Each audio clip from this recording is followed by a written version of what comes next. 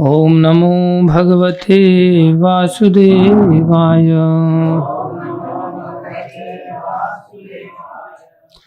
ओम नमो भगवते वासुदेवाय।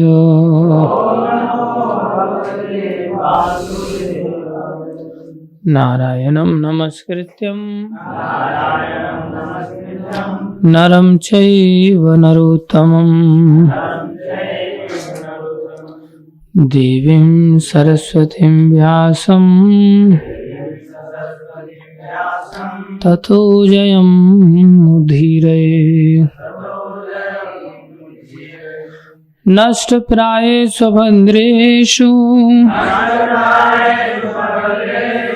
नित्यं भागवत सेवया भगवति उत्तम श्लोके भक्तिर्भवति नैष्ठिकी।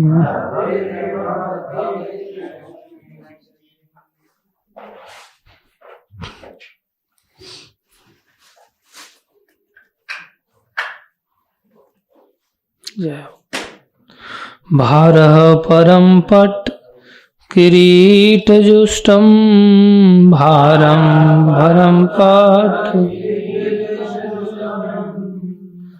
अपि उत्तमांगं नमनमे मुकुन्दं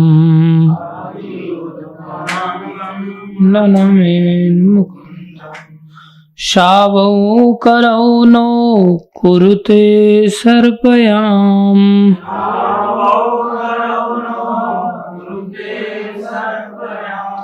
हरेर्लसत्काञ्चन कंकणौ वा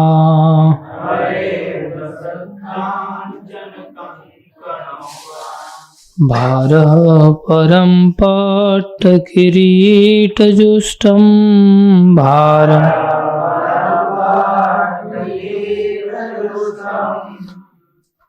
अपि उत्तमांगं ननमेन्मुकुन्दम्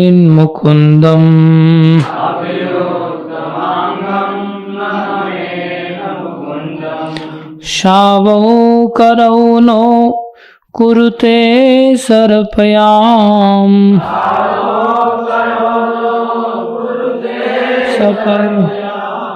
क्षमा कीजिए, सपर्याम शब्द है। हरेर्लसत्काञ्चन कंकणौ वा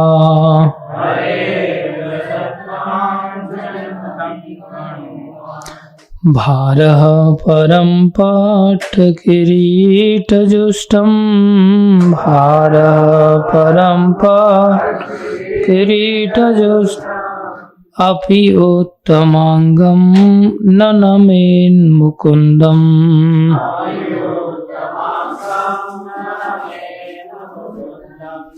शावौ करौ नो कुरुते सपर्याम्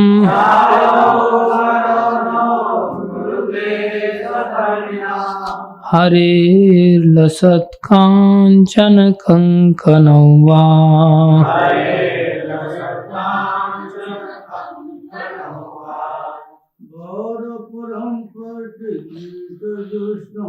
भारः परं पट्टकिरीटजुष्टं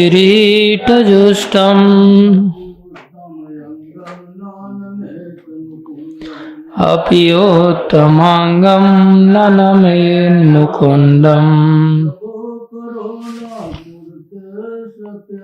शावौ करौ न कुरुते सपर्याम् हरेर्लसत्काञ्चन कंकणौ वा।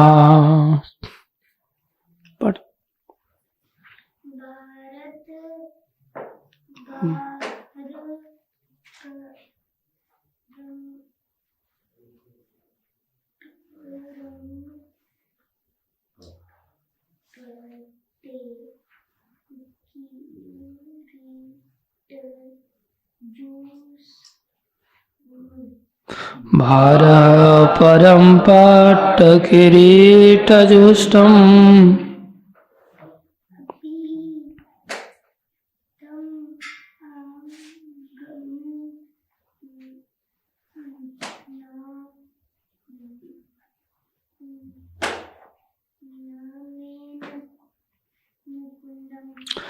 अपियोत्तमांगम ननमेन मुकुंदम।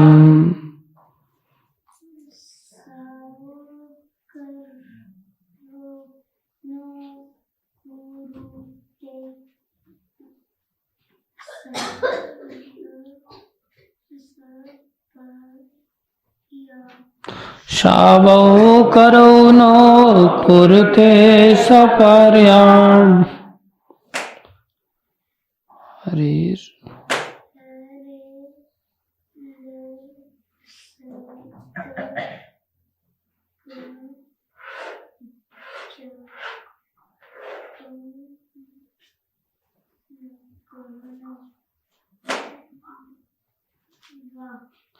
हरे लसत कांचन कंकनौवा।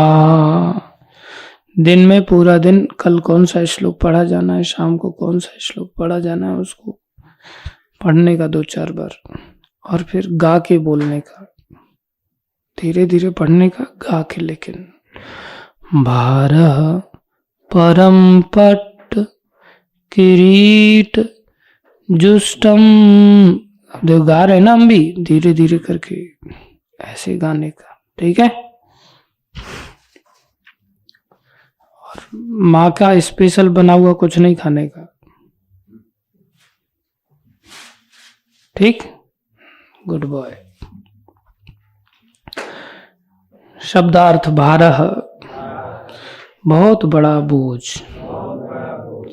परम भारी, पट्ट रेशम, किरीट पगड़ी, जुष्टम से सज्जित, अपि भी, उत्तम उत्कृष्ट, अंगम शरीर के अंग, न कभी नहीं, नमेत झुकते हैं, मुकुंदम उद्धार करने वाले भगवान श्री कृष्ण को, शावौ मृतक शरीर, करौ 2 हाथ, नो नहीं, कुरुते करते हैं, सपर्याम पूजा, हरे श्री भगवान की, लसत चमचमाते हुए, कांचन सोने के बने, कंकनौ 2 कंगन, वाह यद्यपि।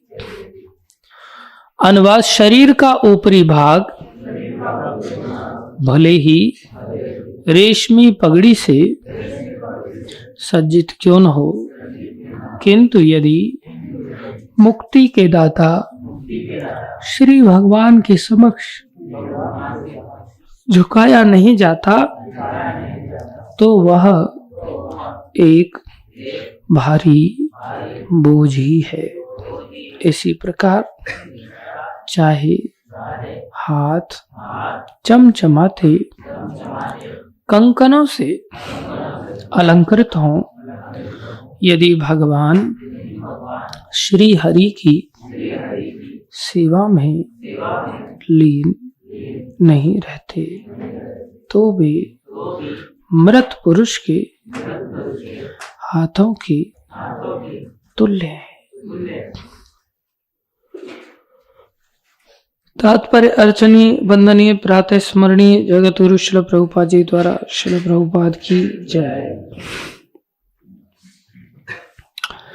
जैसा कि पहले कहा जा चुका है, भगवत भक्त 3 प्रकार के होते हैं। उत्तम कहाँ चला गया? प्रथम श्रेणी के भक्त महाभागवत प्रत्येक व्यक्ति को श्री भगवान की सेवा में ही लगा हुआ देखते हैं, किंतु द्वितीय श्रेणी के भक्त भक्तों तथा अभक्तों में अंतर करते हैं। अतएव द्वितीय श्रेणी के भक्त धर्म उपदेश के लिए उपयुक्त हैं, और जैसा कि पूर्व के श्लोक में कहा गया है, उन्हें उच्च स्वर से श्री भगवान की महिमा का प्रचार करना चाहिए।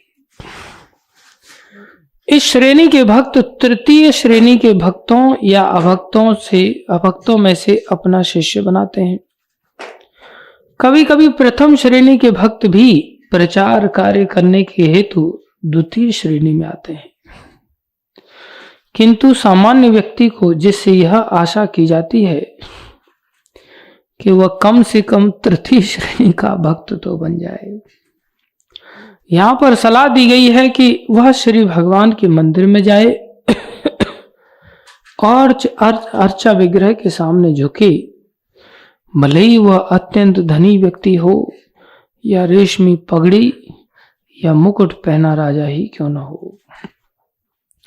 श्री भगवान तो हर एक के स्वामी हैं, चाहे वह महान राजा तथा सम्राट ही क्यों न हो।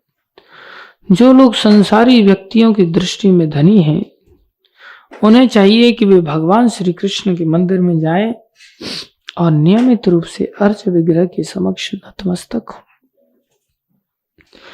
मंदिर में श्री भगवान की पूजनीय रूप को कभी भी पत्थर या लकड़ी का बना न माने, क्योंकि श्री भगवान अपने अर्च विग्रह अवतार रूप में अपनी शुभ उपस्थिति द्वारा पतित आत्माओं पर अतीव कृपा करने वाले हैं। जैसा कि इसके पूर्व उल्लेख हो चुका है, श्रवण विधि से मंदिर में श्री भगवान के अस्तित्व की यह अनुभूति संभव होती है। थोड़ा हिला दीजिए, जाग के सुनना है।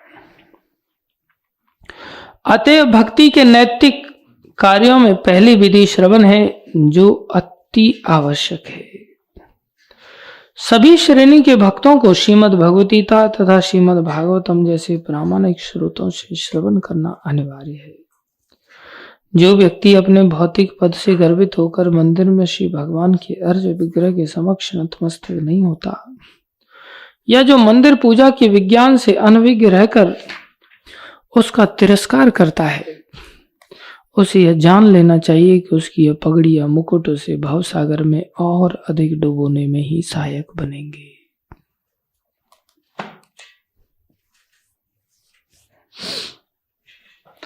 समझ आ रही है आपको? समझ आ रही है?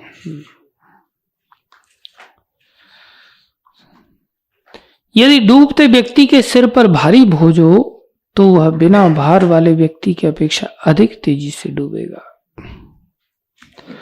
मूर्ख तथा अहंकारी व्यक्ति ईश विज्ञान का अनादर करता है और कहता है कि उसे ईश्वर से कुछ लेना देना नहीं है, किंतु जब वह ईश्वर के नियम की पकड़ में आता है और जब उसे मस्तिष्क शून्यता, सेरेब्रल थ्रोम्बोसिस जैसी बीमारी आ घेरती है, तब वह ईश विहीन व्यक्ति अपनी भौतिक उपलब्धि के भार से अज्ञान के सागर में डूब जाता है। नागार्जुन प्रभु पधारे हैं। भागवत कथा में सरप्राइज विजिट देते हुए इनका सभी भक्तों की ओर से हार्दिक स्वागत है। हरि बोल, हरि बोल। अब ये आई गए तो फिर इनके लिए मैं थोड़ा सा फिर से पढ़ूंगा, इसको फिर से पढ़ेंगे आपके लिए विशेष रूप से, और आप ही से पूछेंगे कि इसमें क्या समझ आया।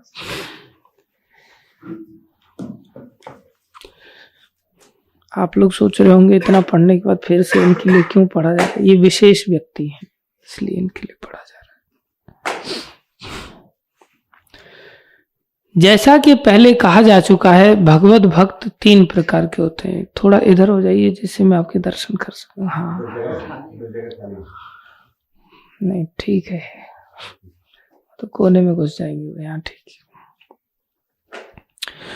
जैसा कि पहले कहा जा चुका है, भगवत भक्त 3 प्रकार के होते हैं। प्रथम श्रेणी के भक्त महाभागवत प्रत्येक व्यक्ति को श्री भगवान की सेवा में ही लगा हुआ देखते हैं, किंतु द्वितीय श्रेणी के भक्त भक्तों तथा अभक्तों में अंतर करते हैं। अतएव ये द्वितीय श्रेणी के भक्त धर्म उपदेश के लिए उपयुक्त हैं, और जैसा कि पूर्व के श्लोक में कहा गया है, उन्हें उच्च स्वर से श्री भगवान की महिमा का प्रचार करना चाहिए।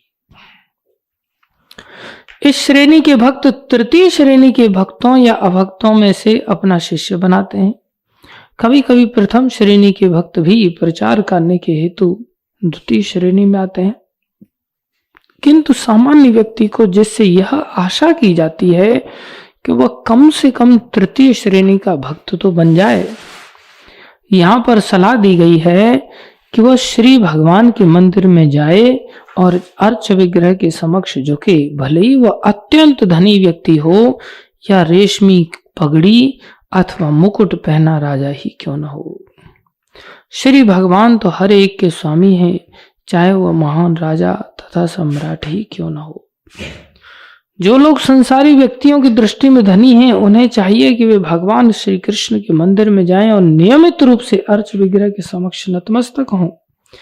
मंदिर में श्री भगवान के पूजनीय रूप को कभी भी पत्थर या लकड़ी का बना न माने, क्योंकि श्री भगवान अपने अर्च विग्रह अवतार रूप में अपनी शुभ उपस्थिति द्वारा पतित आत्माओं पर अतीव कृपा करने वाले हैं। जैसा कि इसके पूर्व उल्लेख हो चुका है, श्रवण विधि से मंदिर में श्री भगवान के अस्तित्व की यह अनुभूति संभव होती है। अतएव भक्ति के नैतिक कार्यों में पहली विधि श्रवण है, जो अति आवश्यक है। सभी श्रेणी के भक्तों को श्रीमद् भगवती तथा श्रीमद् भागवत जैसे प्रामाणिक स्रोतों से श्रवण करना अनिवार्य है।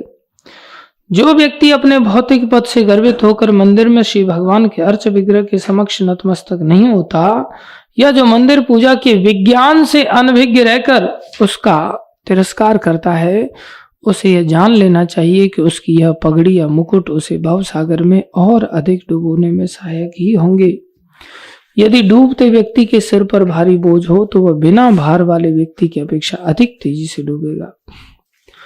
मूर्ख तथा अहंकारी व्यक्ति ईश विज्ञान का अनादर करता है और कहता है कि उसे ईश्वर से कुछ लेना देना नहीं है, किंतु जब वह ईश्वर के नियम की पकड़ में आता है और जब उसे मस्तिष्क शून्यता, सेरेब्रल थ्रोम्बोसिस जैसी बीमारी आ घेरती है, तब वह ईश विहीन व्यक्ति अपनी भौतिक उपलब्धि के भार से अज्ञान के सागर में डूब जाता है। ईश चेतना के बिना भौतिक विज्ञान की प्रगति मानव समाज पर सिर के बोझ के तुल्य है। अतएव लोगों को इस प्रबल चेतावनी पर ध्यान देना चाहिए। यदि सामान्य व्यक्ति को श्री भगवान की पूजा करने हेतु समय ना मिले तो उसे कम से कम श्री भगवान के मंदिर की साफ सफाई में ही सही कुछ क्षण तो अवश्य बिताने चाहिए। उड़ीसा के अत्यंत शक्तिशाली राजा महाराज प्रतापरुद्र यद्यपि राज्य के उत्तरदायित्व के भारी बोझ के कारण सदैव व्यस्त रहते थे, फिर भी वे वर्ष में एक बार श्री भगवान के उत्सव के समय पुरी के जगन्नाथ मंदिर की सफाई अपने हाथों से करते थे। भाव यह है कि मनुष्य चाहे कितना ही महत्वपूर्ण क्यों न हो, उसे परमेश्वर की श्रेष्ठता स्वीकार करनी चाहिए। यह इस चेतना मनुष्य को उसकी भौतिक संपन्नता में भी सहायक बनती है। भगवान जगन्नाथ के समक्ष महाराज प्रतापरुद्र की अधीनता ने उन्हें इतना शक्तिशाली राजा बना दिया था कि उनके समय का महान पठान तक उड़ीसा में घुस नहीं पाया। अंत में महाराज प्रतापरुद्र की ब्रह्मांड के स्वामी श्री भगवान की शरणागति से भगवान श्री चैतन्य ने उन पर कृपा की। इस प्रकार भले ही धनी पुरुष की स्त्री के हाथ में सोने के कंकन ही क्यों न हो, उसे श्री भगवान की सेवा अपने हाथों से करनी चाहिए। ओम ज्ञानम तिमिरन्धस्य ज्ञानंजन शलाकया चक्षुरुन्मीलितं येन तस्मै श्री गुरुवे नमः। श्री चैतन्य मनोभीष्टं स्थापितं येन भूतले स्वयं रूप कदा मह्यं ददाति स्वपदान्तिकम्। वन्देऽहं श्रीगुरु श्रीयुतापदकमलं श्रीगुरुन् वैष्णवांश। श्रीरूपं साग्रजातं सहगना रघुनाथान्वितं तं सजीवं साद्वैतं सावधूतं परिजनसहितं कृष्ण चैतन्य देवं श्री राधा कृष्ण पदान् सहगना रघुनाथान्वितं तं सजीवं साद्वैतं सावधूतं परिजन सहितं कृष्ण चैतन्य देवं श्री राधा कृष्ण पदान सहगण ललिता श्री विशाखान्वितांश। हे कृष्ण करुणा सिंधो दीनबंधो जगतपते गोपेश गोपीकांत श्री राधा कांत नमस्तुते। तप्त कांचन गौरंगी राधे वृंदावनेश्वरी वृषभानुसुते देवी प्रणमामि हरिप्रिये। वाञ्छाकल्पतरुभ्यश्च कृपा सिन्धुभ्यैव च पतितानां पावनेभ्यो वैष्णवेभ्यो नमो नमः। जय श्री कृष्ण चैतन्य प्रभु नित्यानंदा श्री अद्वैत गदाधर शिवासादि गौर भक्त वृंदा। हरे कृष्णा कृष्णा कृष्णा हरे हरे हरे राम राम राम हरे हरे। हरे कृष्णा कृष्णा कृष्णा हरे हरे हरे राम राम राम हरे हरे। कृष्णा कृष्णा कृष्णा हरे हरे हरे राम राम राम हरे। गुरुवे गौरचंद्राय राधिकाय तदालये कृष्णाय कृष्ण भक्ताय तद्भक्ताय नमो नमः।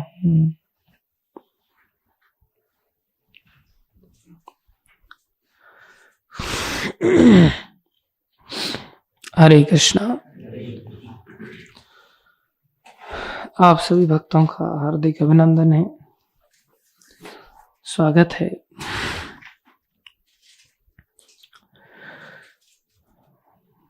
गुरु वैष्णव की तरह से जो कुछ कहें कृपा करके ध्यान से सुनिए।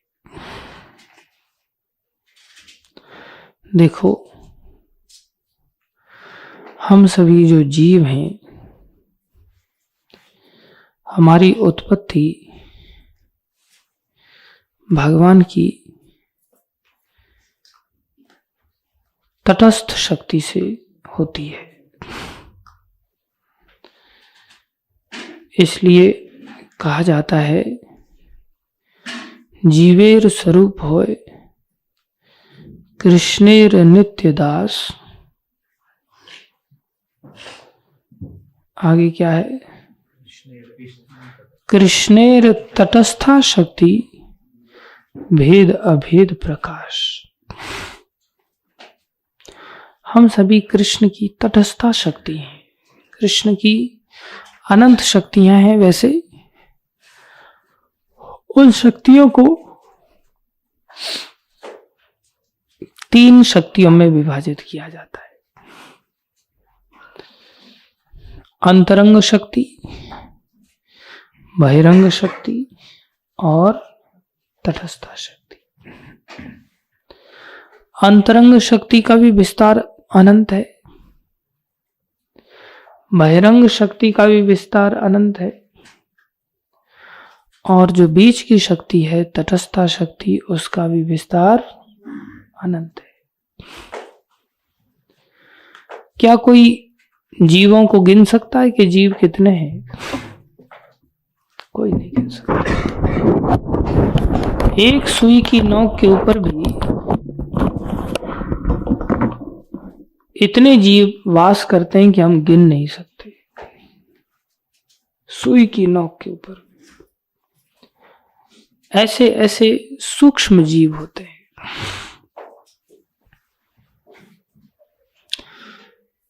बोले भगवान को उनके बारे में कैसे पता चल जाता है? बोले भगवान सूक्ष्मता में उनसे भी ज्यादा सूक्ष्म है। अणुर अनियान, अणु से भी अणु भगवान है। बोले जो विशाल विशाल काय जीव हैं, जैसे पर्वत आदि हैं, वो भी जीव हैं। बोले भगवान जब इतने छोटे तो इतने बड़े कैसे हो सकते हैं, उनके बारे में कैसे पता चलता? बोले नहीं, भगवान उनसे भी बड़े हैं। महतो महीयान, अणु से छोटे हैं और बड़े से बड़े हैं। महतो महीयान, वो सबसे बड़े हैं, सबसे छोटे हैं। सबकी सत्ता के पीछे वही है। उनकी सत्ता के बिना किसी की भी सत्ता नहीं।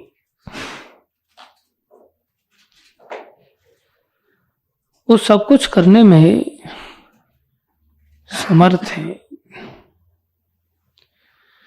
इसलिए जीव उनकी तटस्था शक्ति से, स्वयं वो अनंत हैं, इसलिए जीव भी कितने हैं? अनंत है। भगवान की तटस्था शक्ति में कितने जीव पाए जाते हैं? हाँ, जोर से बोलना चाहिए। कितने? अनंत जीव पाए जाते हैं। अनंत जीव है। ऐसे ही बहिरंगा शक्ति में जो बहिरंगा शक्तियां हैं वो भी अनंत है। प्रमुख रूप से दुर्गा माता को प्रधान माना जाता है।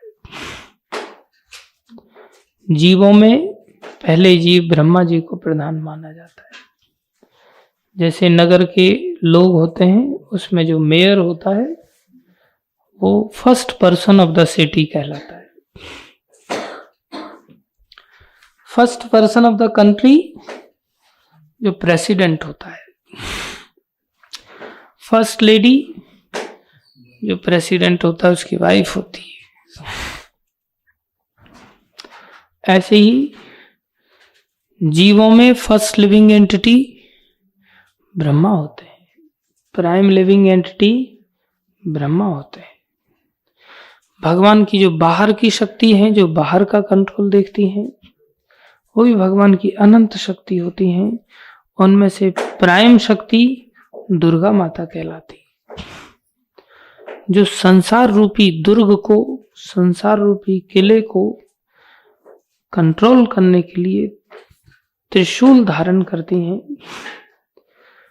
दुर्ग को नियंत्रित करने के लिए उनका नाम दुर्गा पड़ता है।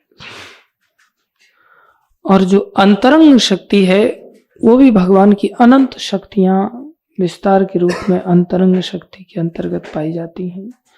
उसमें प्राइम शक्ति के रूप में राधा रानी होती है। जैसे लक्ष्मी आदि हैं, ये भी अंतरंग व्यापार को ही देखती हैं, भगवान के धामों को देखती हैं, और इनकी संख्या भी अनंत है। लक्ष्मियां भी अनंत हैं। तो उनमें प्राइम सभी के सर्वोपरि अंतरंग शक्ति की राधा रानी है। इतना समझ में आया? भगवान की कितनी शक्ति हैं? 3। कौन कौन सी? अंतरंग, बहिरंग, तटस्थ। अब इसको समझो एक उदाहरण से। जैसे नदी है, जो अंदर का भाग नदी के अंदर जो होता है वो नदी कहलाता है, पानी के साथ जो माना जाता है। पानी से बाहर का जो क्षेत्र है वो भूमि कहलाता है, वो बाहर का क्षेत्र है। और बीच का एक क्षेत्र होता है, उसको तट कहते हैं। क्या कहते हैं? तट कहते हैं।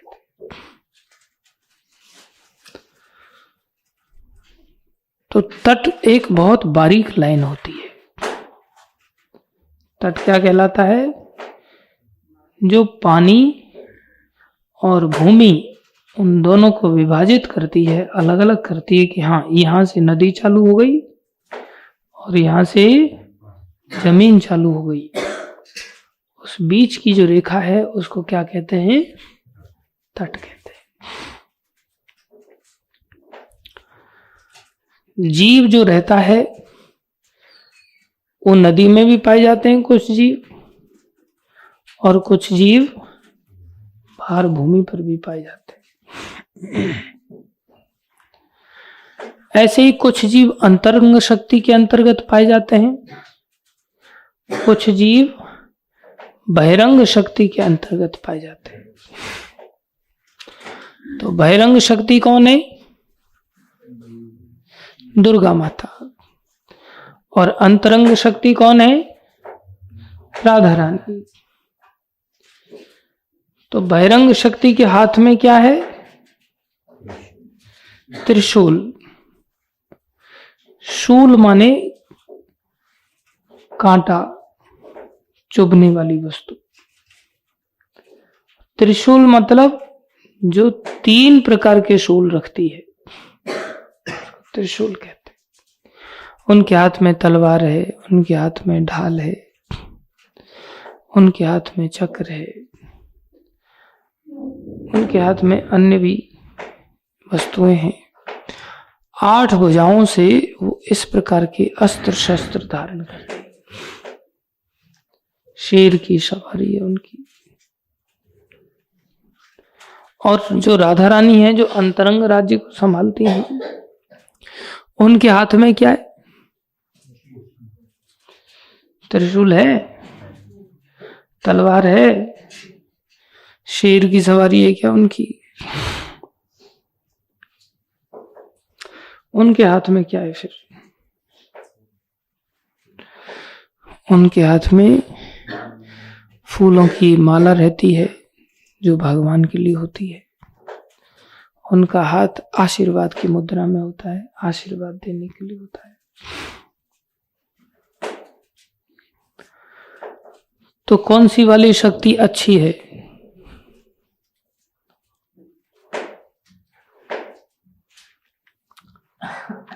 कौन सी वाली शक्ति के संपर्क में आने से आनंद आएगा? राधा रानी के साथ। और दुर्गा माता जिसकी शेर की सवारी, उसके पास जाएंगे आसानी से? उसके हाँ मूर्ति रूप में चले जाते हैं, चलो वैष्णो देवी दर्शन करके आते हैं, इधर दर्शन करते हैं, उधर दर्शन करते हैं। पता है कि हाँ शेर निकल के आएगा नहीं बाहर, तब भले दर्शन करने के लिए चले जाए। साक्षात रूप से अगर सामने शेर हो जाए, हिम्मत होगी दर्शन करने की? नहीं। तो बाहर के जगत को हैंडल करने के लिए जो दुर्गा माता हैं, उनको ऐसा स्वरूप क्यों धारण करना पड़ता है?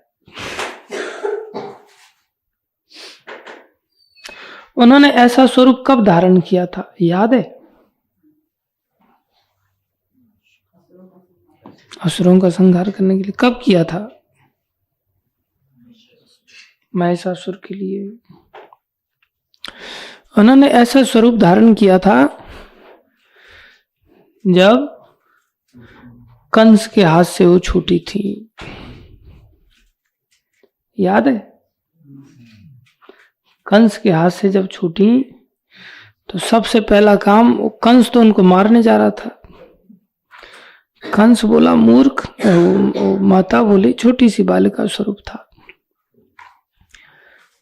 पत्थर से तो गिरी नहीं, हवा में ही वहां से उन्होंने यू टर्न लगा दिया। उसने नीचे की ओर फेंका था, नीचे जाने से पहले वो उल्टी घूमने लगी ऊपर की ओर, और छोटी सी बालिका ने एक खोपड़ी पे लात मारी ऊपर जाते जाते, उसकी वहीं वो चक्कर आकर के घूम गया था और खोपड़ी पे लात मार करके अपना स्वरूप दिखाया, 8 भुजाओं वाला। और फिर घोषणा किया, अरे मूर्ख। तो उन्होंने ऐसा रूप क्यों दिखाया? जिससे वो थोड़ा भयभीत हो जाए, अकल आए, उसको ठिकाने लगे, थोड़ा बुद्धि ठिकाने आए। बोले मेरी लात से ही तुम घूम गया था जब मैंने अष्टभुजा का रूप धारण नहीं किया था, अब तो मैंने अष्टभुजा का रूप धारण किया है, शेर की सवारी है, तेरे जैसे लोगों को ही सुधारने के लिए आई हूं। तो माता दुर्गा कौन से संसार को नियंत्रित करती है? कौन से संसार को? कौन सी शक्ति है? बहिरंगा शक्ति। कौन से संसार को नियंत्रित करती हैं? फिर बाहर के संसार को। बोले भगवान के संसार में दो संसार कैसे हो सकते? अंदर का अलग, बाहर का अलग। सारी सृष्टि तो भगवान की बनी हुई है। बोले हाँ, हो जाते हैं। भगवान की दृष्टि में अंदर बाहर का नहीं है, इतना थोड़ा सा ही है, हमारी दृष्टि में थोड़ा ज्यादा हो जाता है वो।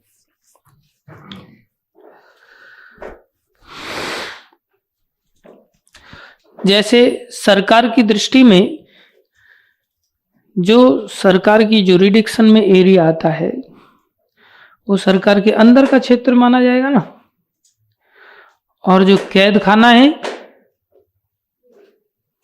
वो भी अंदर का ही क्षेत्र माना जाएगा।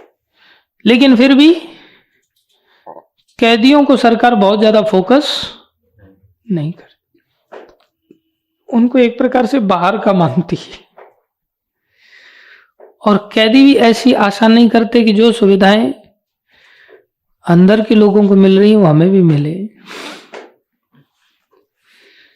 कैदी लोगों को भी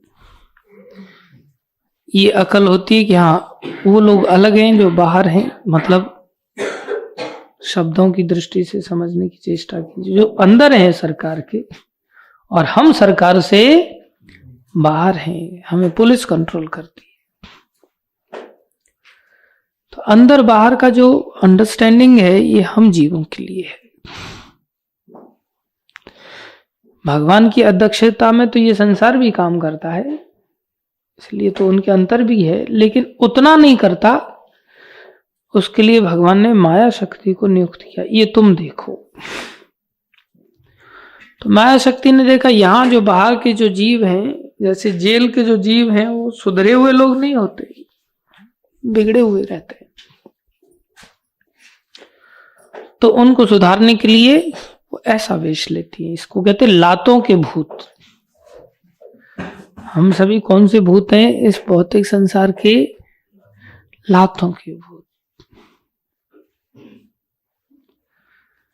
समझते अपने आप को बहुत होशियार हैं, सोचते हैं कि अब तो हमने गोली दे दिया है, सामने वाले व्यक्ति को चला दिया, अब तो चल गया है, और देखो कुछ नहीं बिगाड़ पाया हमारा। नहीं, उसका दंड भोगना पड़ता है। बहुत चालाकी दिखाते हैं और ऊपर से नहीं पहचान सकते आप। ऊपर से तो बिल्कुल आदमी ऐसा सीधा सरल एकदम गर्दन झुका।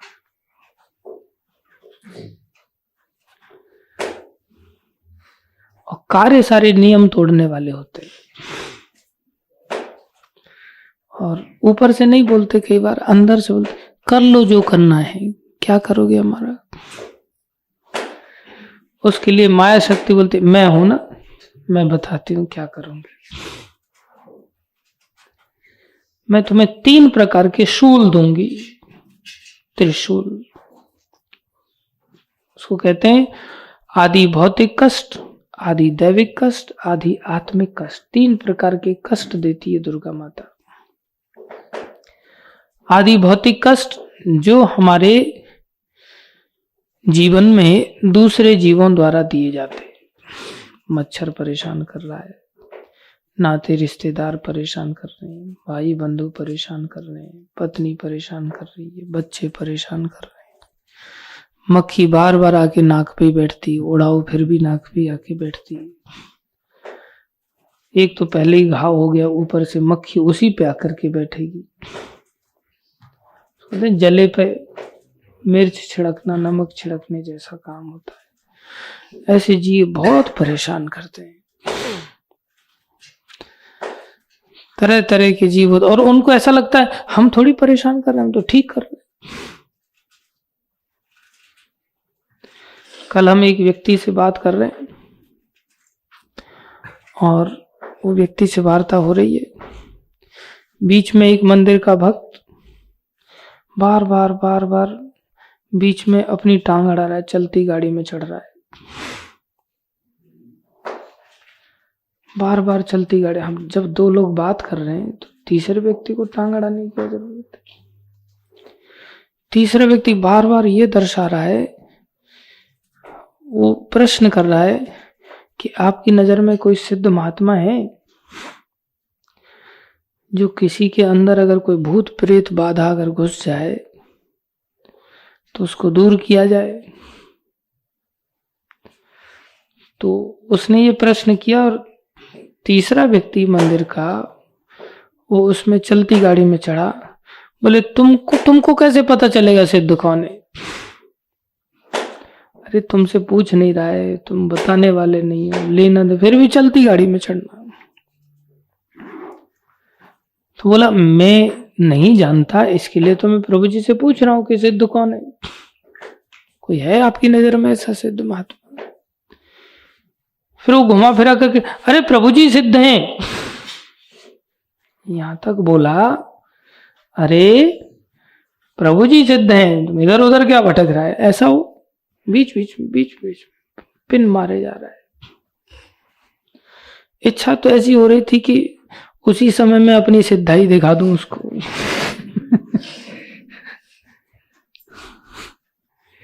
पुनर्मूषिका भाव बोल दूं फटाक से, लेकिन सिद्ध है नहीं ना।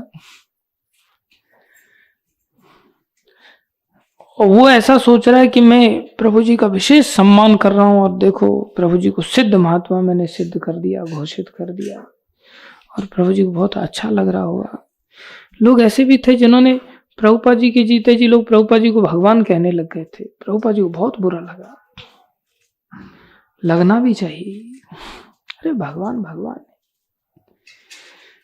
और ये व्यक्ति ऐसा बीच बीच में कोई तौर तरीका ही नहीं, बार बार वो बेचारा पूछ रहा है और ये बार बार बोले जा रहा है।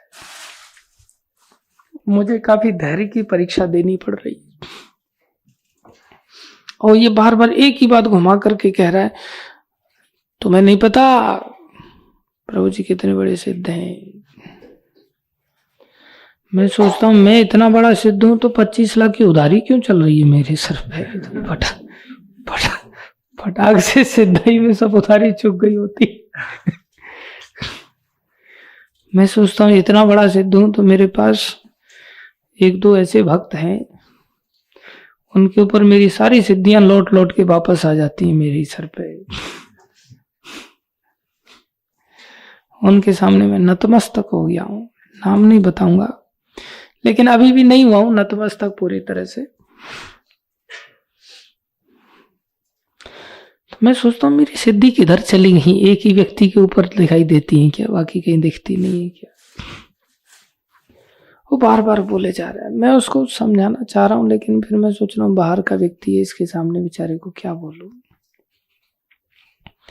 इतनी देर में खुद ही बोल पड़ा वो दूसरा वाला बाहर का व्यक्ति। उसमें उतना धैर्य नहीं था, सहनशीलता नहीं थी उसमें,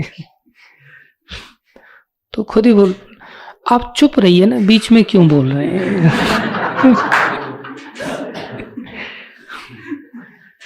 आप चुप रहिए, बीच में मत बोलो ना, जब मैं प्रभु जी से बात कर रहा हूं। आप प्रभु जी से भी बढ़कर हैं क्या? जब उसने बोला तो फिर वो एकदम से, आज उसने बोल दिया तो मेरे को भी मौका मिल गया। फिर मैं सोचा जब इसने ही धैर्य खो दिया तो फिर मैं भी अब धैर्य धारण करके, मैं तो ढूंढ रहा था कि यार इसको कहीं बुरा न लग जाए कि प्रभु जी भक्तों के साथ कैसा हैंडलिंग करते हैं। तो फिर मैंने बोला गधे, दिमाग खराब हो गया, जब दो बड़े लोग बात कर रहे हैं तो तेरे को सेंस नहीं होता। और बड़े ना भी हो, कम से कम एक बड़ा जिससे बात कर रहा है, तुम दूसरे को बड़ा ना मान रहा हो। मेरे को तो इतना बड़ा मान रहा है कि मैं तो सिद्ध ही हो गया हूं सीधा। तो सिद्ध को थोड़ा बोलने दे। हर सिद्ध तो अपनी सिद्धाई दिखाने में पीछे थोड़ी रहेगा। और मैं सिद्ध हूं तो मैं पीछे नहीं रहूंगा भाई, तो दिखाने तो दे मेरे को कम से कम, बीच में क्यों टांग अड़ा। मैंने भी थोड़ा झाड़ दिया, लेकिन दूसरा वाला व्यक्ति इतना कलप गया था कि उस व्यक्ति के जाने के बाद वो मेरे को बोला था, प्रभु जी इधर आइए। मैं भाग गया उधर। बोले प्रभु जी, वो प्रभु जी को आप अपने साथ ही रखिए, नहीं तो मेरे पास आकर के फिर वो बीच बीच में ऐसा डिस्टर्ब करेंगे। इतना कलप गया तो उससे। बोले आप अपने पास ही रखिए। मैं सोचा हाँ ऐसे पुण्य कार्य मैंने ही किए हैं जो मैं ही उसको अपने पास रखूंगा, तू मत झेलना बिल्कुल भी। फिर वो कह रहा है एटिकेट्स नहीं है प्रभु जी। मेरे को थोड़ा सा अंदर से अपमानित महसूस हुआ कि ये एक प्रकार से मेरे को ही कह रहा है कि प्रभु जी आपके साथ में रहने वाले लोगों में एटिकेट्स नहीं है। तो मेरे को भी लज्जा का अनुभव हुआ कि हाँ ये बात भी सही कह रहा है, मेरा ही आचरण अगर बहुत ज्यादा श्रेष्ठ होता तो ये व्यक्ति में भी एटिकेट आ गए होते। एक प्रकार से वो व्यक्ति चाह तो रहा है कि हमारी सिद्धाई उसके ऊपर प्रकट कर दे, हमारा यश फैलाना चाहता है, लेकिन वो मूर्खतावश ये भूल रहा है कि यश नहीं, वो अपयश फैला रहा है।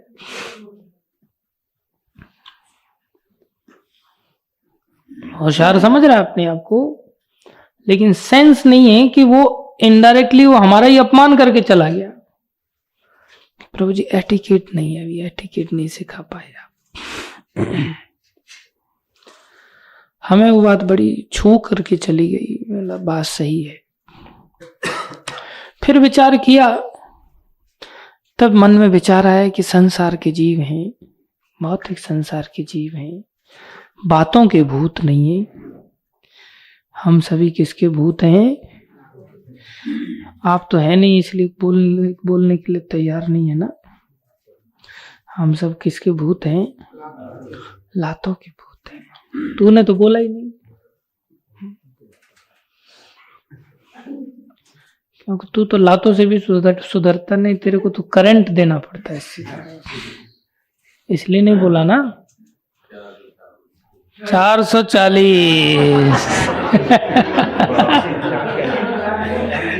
तिवारी जी जाग गए। तिवारी जी करंट आपको भी देना ही पड़ता है। 440 पे आप काम नहीं करते, आपको तो 11,000 वाला देना पड़ता। खैर, हमें समझने वाली बात समझनी होगी, ये संसार अच्छे लोगों का नहीं है। इस संसार में हम सभी गिरे हुए जीव अच्छे जीव नहीं, बहुत गिरी हुई अवस्था है। इसी कारण से माता दुर्गा को हमें हैंडलिंग करने के लिए इस प्रकार के कष्ट देने पड़ते हैं। इसको कहते हैं आदि। 3 प्रकार के कष्ट होते हैं। आदि भौतिक कष्ट जो दूसरे जीवों से हमें मिलता है, जिसमें दूसरा जीव हमें कष्ट देने की मंशा नहीं रखता। जैसे मैंने उदाहरण लिया कि वो भक्त हमें कष्ट देना नहीं चाहता, हमें आनंदित करना चाहता है, लेकिन उसके आनंदित करने की क्रिया इतनी समझदारी वाली नहीं है। उसकी आनंदित क्रिया में ही हमें क्या हो रहा है? कष्ट प्राप्त हो रहा है। ये इस संसार का नेचर है। दूसरे जीवों से कष्ट मिलता ही मिलता है, सामने वाला कष्ट दे या ना दे। कई बार हम इतने फेडअप हो जाते हैं कि ऐसा लगता है कि यार मुझे अब बिल्कुल शांति चाहिए, बिल्कुल अकेलापन चाहिए। और इतनी देर में कोई व्यक्ति आकर के आपसे बातचीत करने लगेगा, वो आपको आनंदित करने की दृष्टि से आ रहा है, आपका केयर करने की दृष्टि से आ रहा है, और वो जो जो बातें बोलता है वो सब चुभती है हमको लगता है ये कहाँ से टपक गया, मेरे को किसी भी तरह से शांति मिल नहीं रही थी, और ये आकर के अपना पाठ पढ़ा रहा है। फिर वो काफी देर तक सुनता, बाद में कहता है मैं हाथ जोड़ता हूं यार तेरे, तू भगवान के लिए मुझे अकेला छोड़ दे बस। ऐसे दुखी हो जाता है व्यक्ति। तो इंटेंशनली दूसरे व्यक्ति उसे कष्ट नहीं देना चाह रहा है, लेकिन इस भौतिक संसार का नियम ही ये है कि हमें कई बार कई बार क्या ज्यादातर कष्ट मिलते हैं। इसे आदि भौतिक कष्ट कहते हैं। आदि दैविक कष्ट जो देवताओं द्वारा प्राप्त होते हैं, भूकंप आ गया, बाढ़ आ गई, ठंडी आ गई, गर्मी आ गई, अनेकों तूफान आ गए, ये सब देवताओं के नियंत्रण में होते हैं, इनके द्वारा कष्ट प्राप्त होता है। तीसरा अधिआत्मिक, हमारा ही मन, हमारा ही शरीर, हमारी बुद्धि हमको कष्ट देते हैं। जैसे खा खा करके कोई व्यक्ति मोटा हो जाए तो मोटा तो हो जाता है, लेकिन पतला होने में जान निकल जाती है। पतला होना बहुत कठिन हो जाता है, मोटापा ही उसको कष्ट देता है। इस प्रकार से कितने प्रकार के कष्ट हुए? 3 प्रकार के। कौन कौन से? आदि भौतिक, आदि दैविक, आदि आत्मिक। ये 3 प्रकार के कष्ट किस चीज के सूचक हैं? ये त्रिशूल के सूचक हैं। ये माता दुर्गा के द्वारा हमें ये 3 प्रकार के शूल, 3 प्रकार के कष्ट चुभोए जाते हैं। समझ आया? कौन चुभोता है इनको? बहिरंग शक्ति। कौन? बहिरंग शक्ति। क्यों बहिरंग शक्ति हमें? जैसे बहिरंग शक्ति मतलब जैसे पुलिस जीव को क्यों कष्ट देती है? क्योंकि जीव उसकी अंडर कंट्रोल में आ गया है। अंडर कस्टडी में कब आता है? किसी को भी पुलिस सीधा अपनी मर्जी से उठा लेती है क्या? उसको अंडर कस्टडी में लेने के लिए कोर्ट में जाना होता है, और कोर्ट उसके कार्यों का एनालिसिस करता है, परीक्षण करता है, तब देखता है कि हाँ, इसको 14 दिन की हिरासत में भेजना चाहिए। अंडर कस्टडी पुलिस के दे दिया जाता है, उसको कोर्ट की ओर से दिया जाता है। पुलिस ऐसे नहीं उठा लेती। कोर्ट भी गवर्नमेंट के अंदर ही काम करता है, पुलिस भी गवर्नमेंट के अंदर ही काम करती है, राजा के अंदर काम करता है। क्या हुआ? नींद आ रही है? कोई नहीं, सो जाओ जाकर के। यहीं सोना है तो यहीं सो जाओ, इनकी गोद में सो जाओ, प्रभु जी की सो जाओ। तो बहिरंग शक्ति कष्ट देने के लिए है। हम तटस्था शक्ति के अंतर्गत आते हैं। अंतरंग शक्ति आनंदित प्रदान करने के लिए, आनंदमयी शक्ति है, जो राधा रानी है। जब कोई उनके अंतर्गत चला जाता है तो उसको आह्लाद देती। प्रहलाद आह्लाद दायिनी, भगवान आनंदित करते हैं प्रत्येक जीव। कैसे आनंदित करते हैं? अपनी अंतरंग शक्ति के माध्यम से। तो कितनी शक्तियां हुई? 3। कौन कौन सी? बहिरंग शक्ति, अंतरंग शक्ति और तटस्था शक्ति। और तीनों ही शक्तियां कैसी हैं? अनंत हैं। तीनों ही शक्तियां कैसी हैं? अनंत हैं। इसमें से बहिरंग शक्ति क्या प्रदान करती है? कष्ट। और अंतरंग शक्ति क्या प्रदान करती है? आनंद। इतना समझ आया? अभी जब अंतरंग शक्ति आनंदित करती है, बहिरंग शक्ति कष्ट देती है, तो फिर तटस्था शक्ति क्या करती है?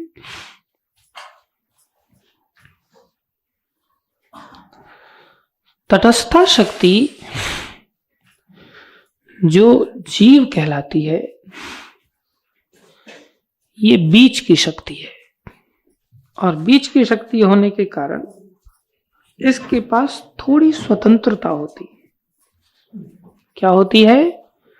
थोड़ी स्वतंत्रता होती है। ये चाहे तो या तो नदी के साथ आ सकती है, ये चाहे तो भूमि के साथ आ सकती है।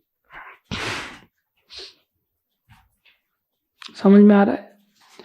जैसे दो बहुत शक्तिशाली चुंबक हैं और उनके बीच में कोई लोहे का पीस है। लोहे का पीस चाहे तो इस चुंबक की ओर खींच सकता है, चाहे तो इस चुंबक की ओर खींच सकता है। कितना भी प्रयास करो दो चुंबकों के क्षेत्र में, वो पीस आप बीच में नहीं रख सकते। किसी भी दशा में वो थोड़ा सा भी दाएं बाएं जिस दिशा की ओर होगा उसी दिशा की चुंबक उसको खींच ले, बीच में नहीं रह सकता। प्राकट्य बीच में है लेकिन रह नहीं सकता। ये बहुत बारीक लाइन है, तट की लाइन। या तो भाग भूमि का बनेगा या भाग नदी का बनेगा।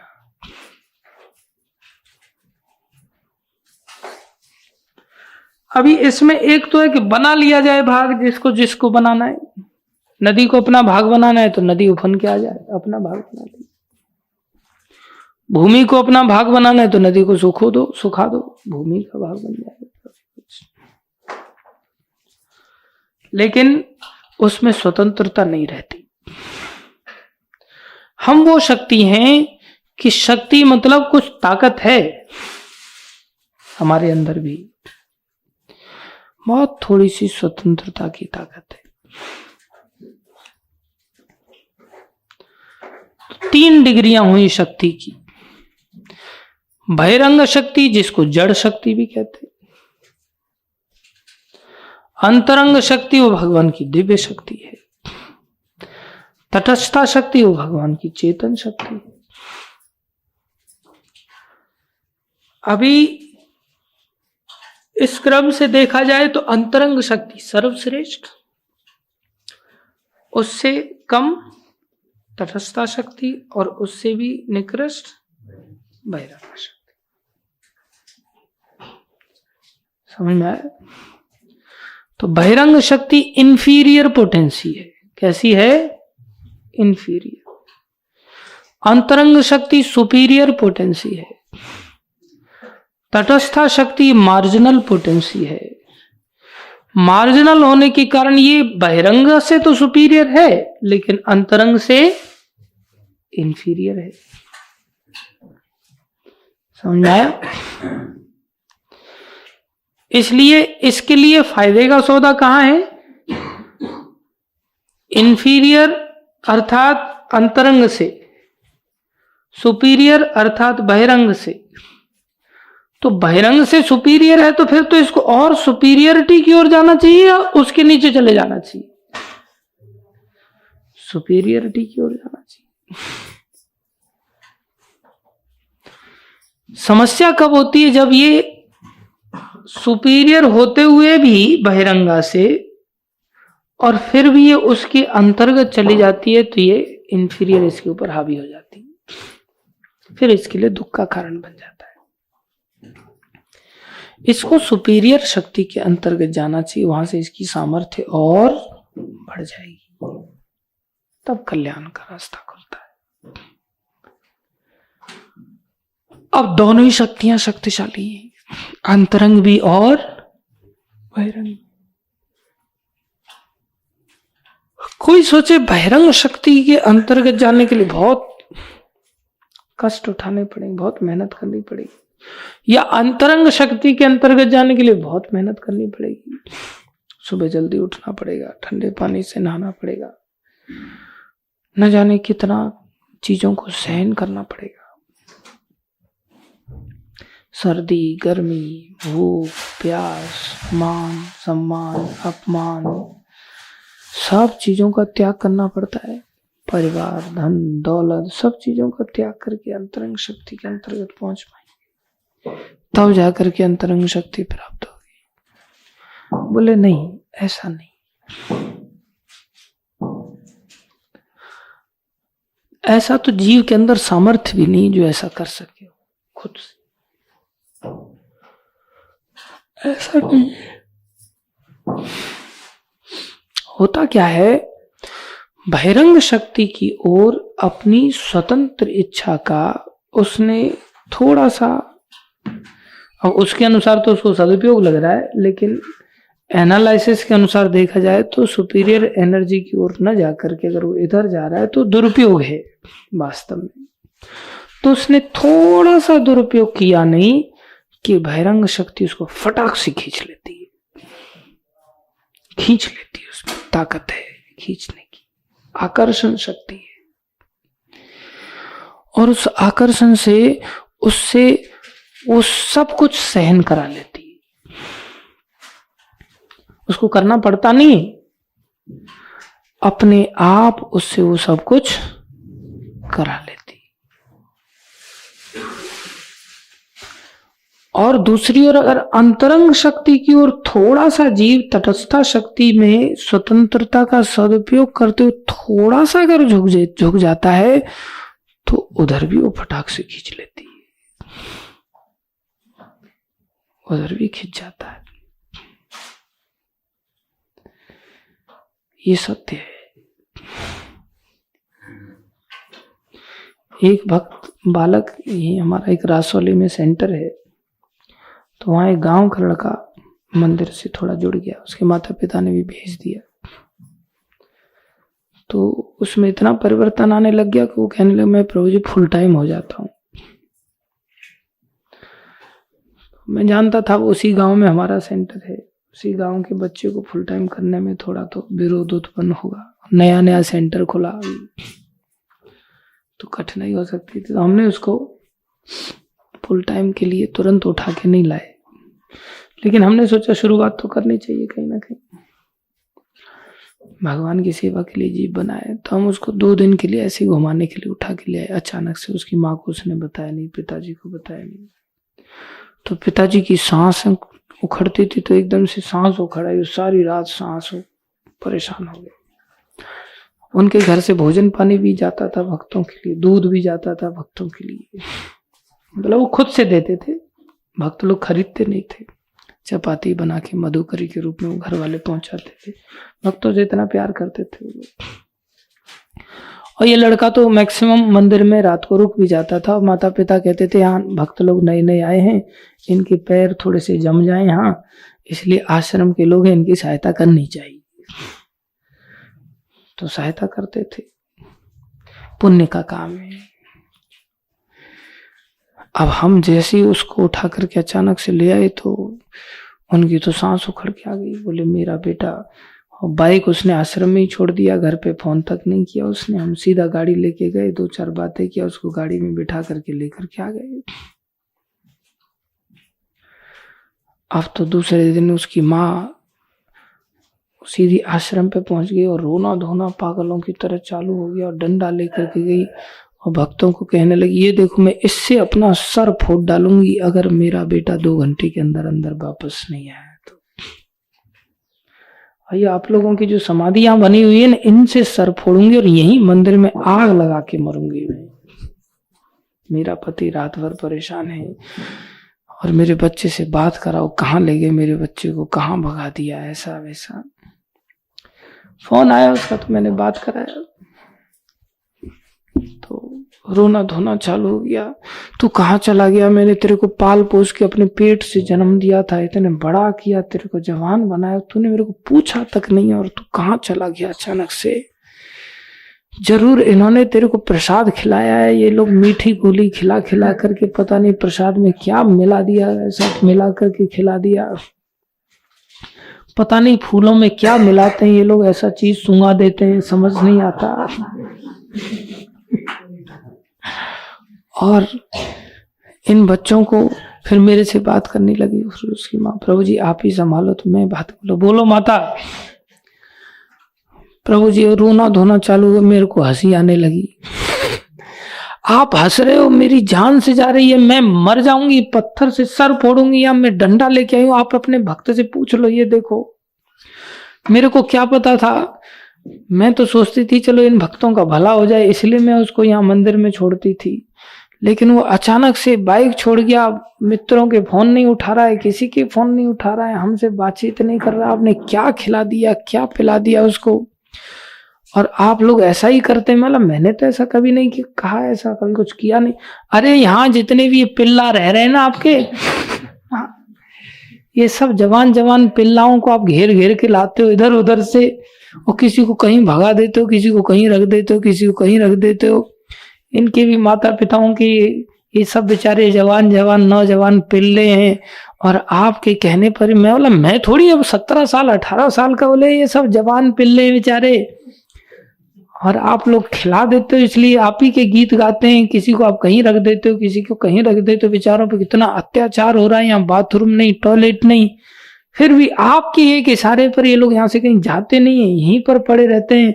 हमें दया आई इसलिए हम लोग इनको रोटी पानी खिलाते हैं, इनको दूध पिलाते हैं। अब देखती हूँ कौन मेरे घर में आकर के रोटी मांगने के लिए आता है, डंडे से टांगे तोड़ दूंगी मैं, और कोई लेके नहीं जाएगा। अब तो मैं इसको अपने इस मंदिर में भी नहीं भेजूंगी। ज्यादा से ज्यादा अगर करना है तो इनमें से किसी को घर पे भेज देना, बस वो दूध लेके आ जाया करेगा।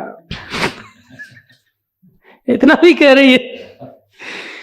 अब कोई यहां देने के लिए नहीं आएगा। पहले तो हम देने भी आ जाते थे, अब अगर चाहिए तो घर पे भेजना।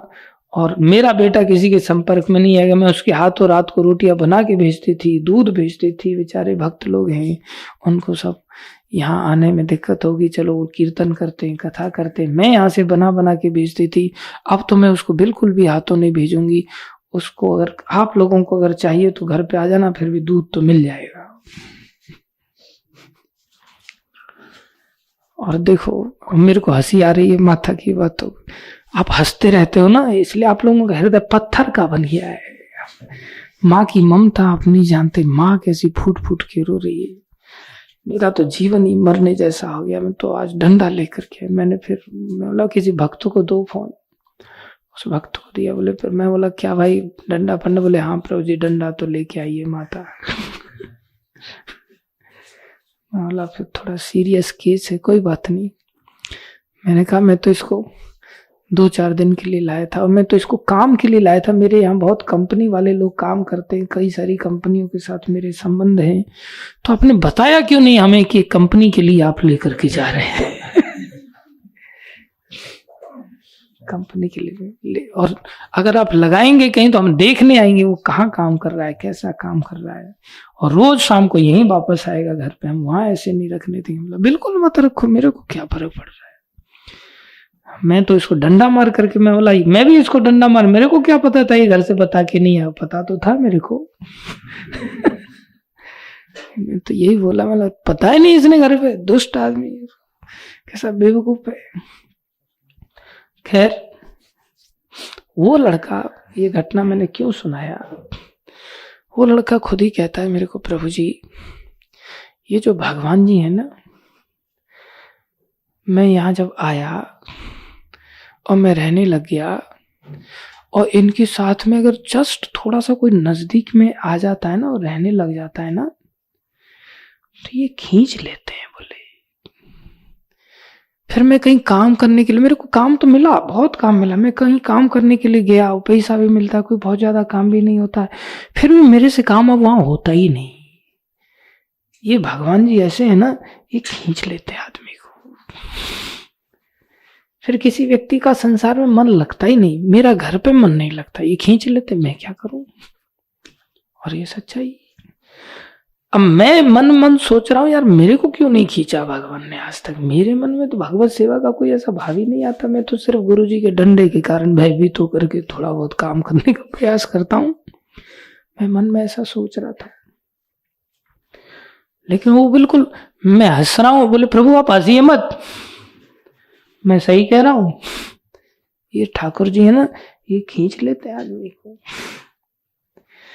फिर मुझे भक्ति विनोद ठाकुर का भजन याद आया। भक्ति विनोद ठाकुर लिखते हैं कि कोई व्यक्ति अगर अपना संसारी जीवन जीना चाहता है, संसार चलाना चाहता है, तो उसको कभी भूल करके भी वृंदावन नहीं जाना चाहिए। और अगर कभी वो वृंदावन चला भी जाए तो कोई बात नहीं, तुरंत उसको लौटना चाहिए। अगर नहीं लौट पा रहा है तो उसका सर्वनाश हो सकता है, सब संसार चौपट हो जाएगा उसका। बोले फिर भी अगर कोई नहीं लौट पा रहा है तो उसको क्या करना चाहिए, उसको गलती से भी यमुना किनारे नहीं जाना चाहिए।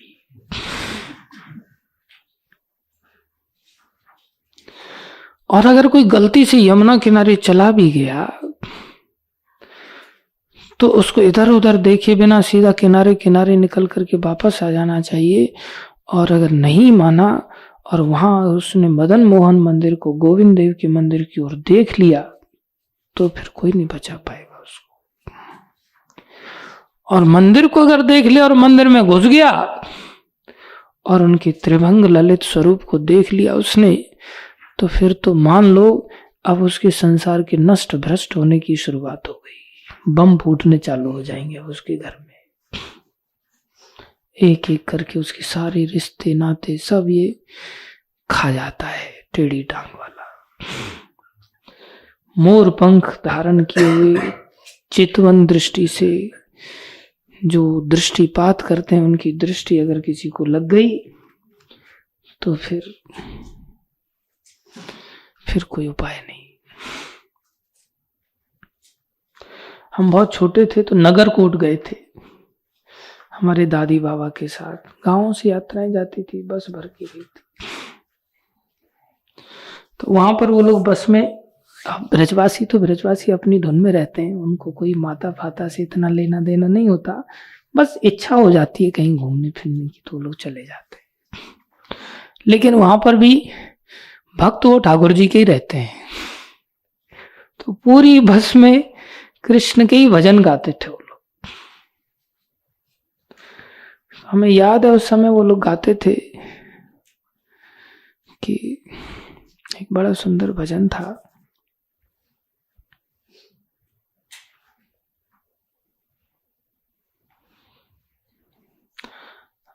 वैसे याद था और अभी जवान पे नहीं आ रहा है।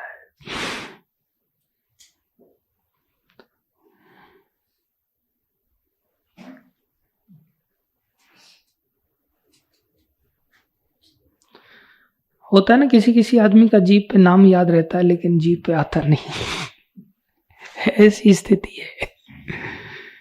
बहुत सुंदर भजन था तो वो लोग गाते थे। उसमें यही अर्थ था कि कहीं भगवान कृष्ण की दृष्टि में मत आ जाना कोई, नहीं तो आदमी फंस जाएगा फिर। इसलिए वो अभी तो लोगों ने अलग अलग भजन बना दिए हैं मॉडर्न फिल्मी गानों की तर्ज पर। उस समय लोक गीत होते थे जो लोकल भाषा में होते थे। लोक गीत बहुत सुंदर गीत होते थे, उसमें बहुत मरहम रहता था। वो लोक गीत का भाव ये था कि कृष्ण की नजर से जरूर बच के चलना, नहीं तो खींच लेते।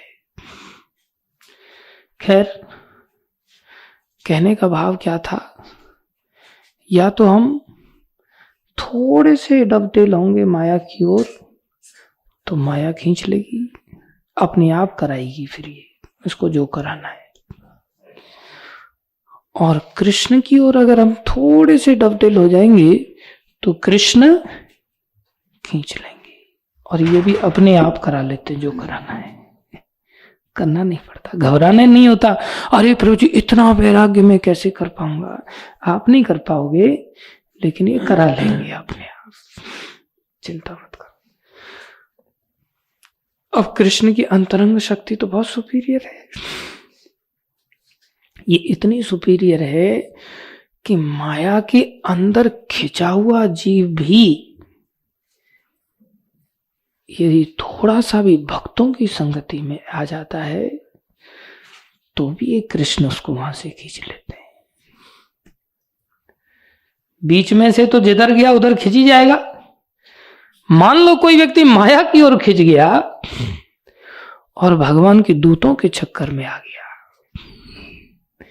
भगवान के भक्तों की संगति में आ गया, तब भी वो खिंच जाता है, असहाय हो जाता है, उसके पास कोई रास्ता नहीं बचता। और वो ऐसे ऐसे अद्भुत कार्य करता है कि उसकी संभावनाएं नहीं देखी जाती। जब भगवान की शरण में कोई जीव आ जाता है तो उसको तब शरणागत माना जाता है वास्तव में जब उसको 5 प्रकार के धर्म सताए नहीं। कौन से धर्म?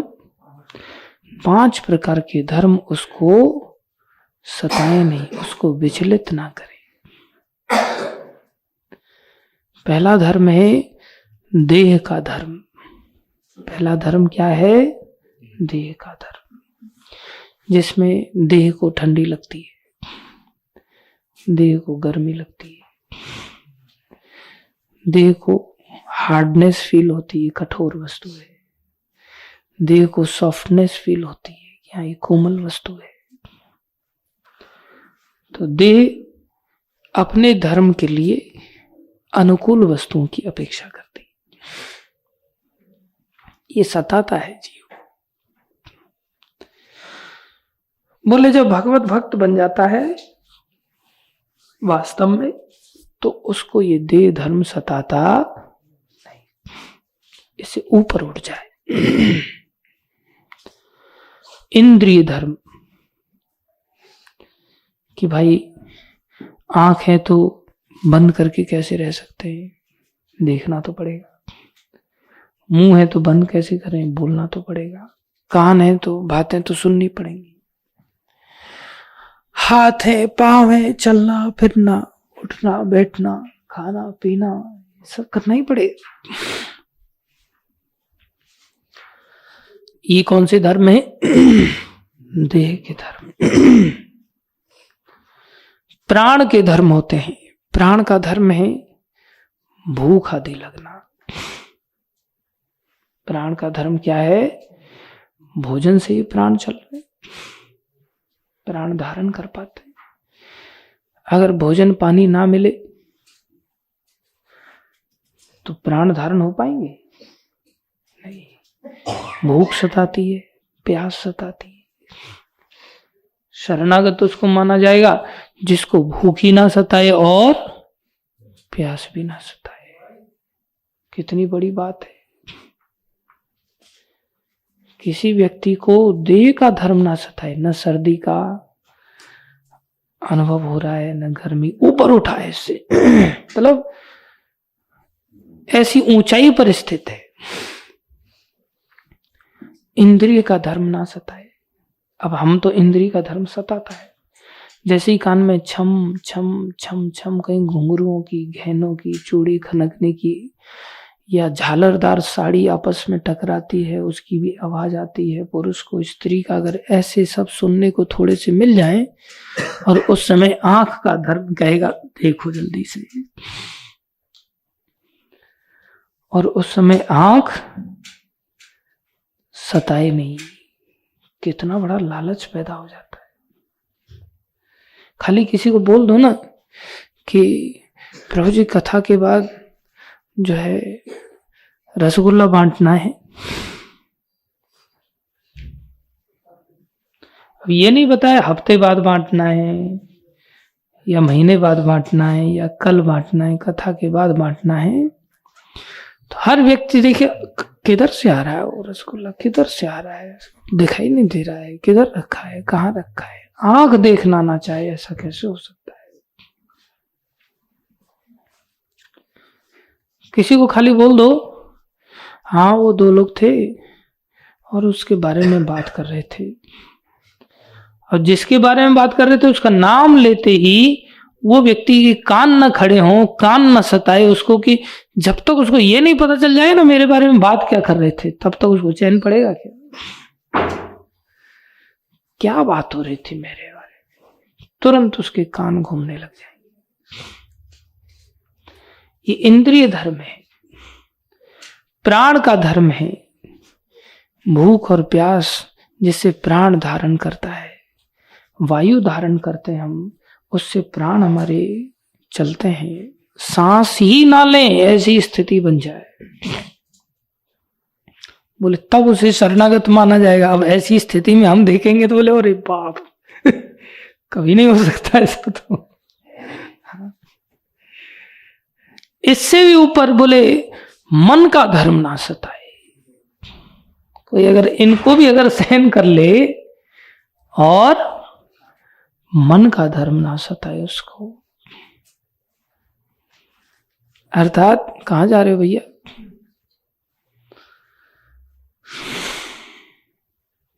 इधर खड़ा हो। कौन सा धर्म ना सताए? मन का धर्म। मन में तो इच्छाएं कितनी उठती, बाकी सब मजबूरियां थी, मन में इच्छाएं उठती। पूरा आश्रम यही संभालेगा आगे चलकर।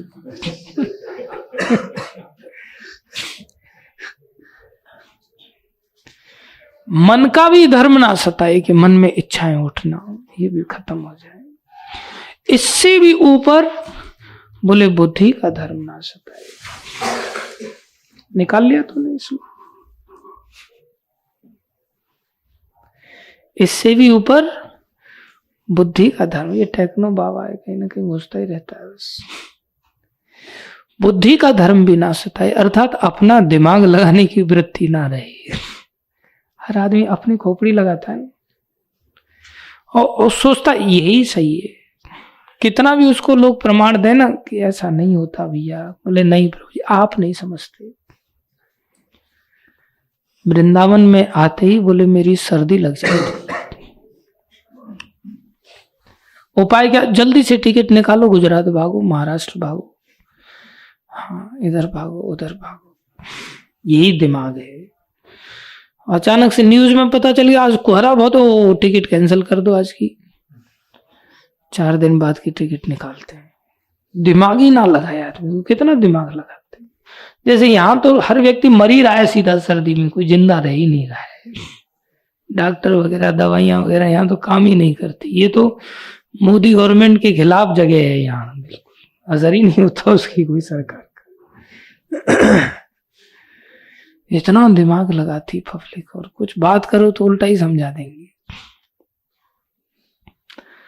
थोड़ा सा काम अगर दे दिया ना कि आज आपकी टिकट है, चलो 1 दिन बाद आ जाना, 1 दिन थोड़ा ये काम दिखवा लो, बस प्रभु जी मैं तो निकल रहा था आपने काम दिखवाने बोल दिया, मैं क्या करूं 15 दिन लग गए। अब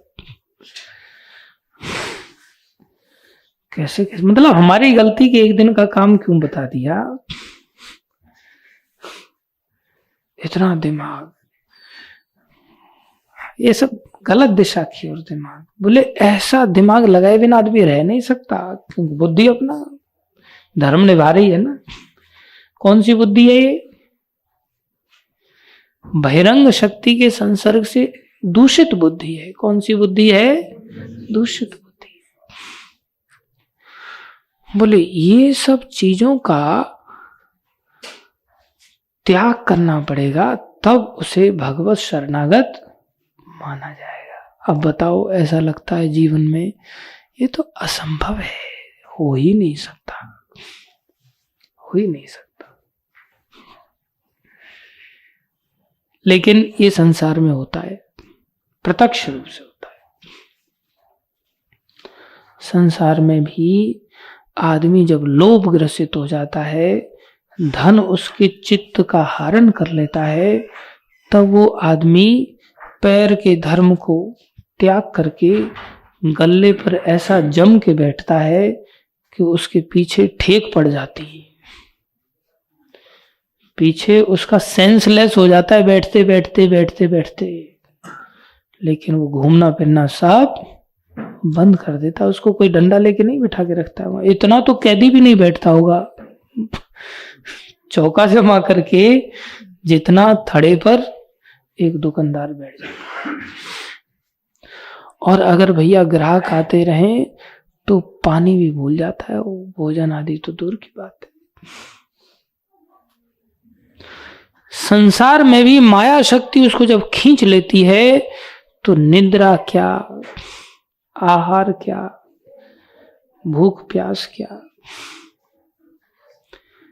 ये सब चीजें, सारे धर्म उसको सताते नहीं। काम का जब शिकार हो जाता है तो नींद हराम हो जाती है। सारी रात स्त्री के साथ संभाषण कर सकता है, सारी रात उसके लिए जागरण कर सकता है। एकादशी के दिन जागरण भारी पड़ जाता है उसको, और बाकी रोज जागरण करवा लो। मान अपमान से ऊपर उठ जाता है।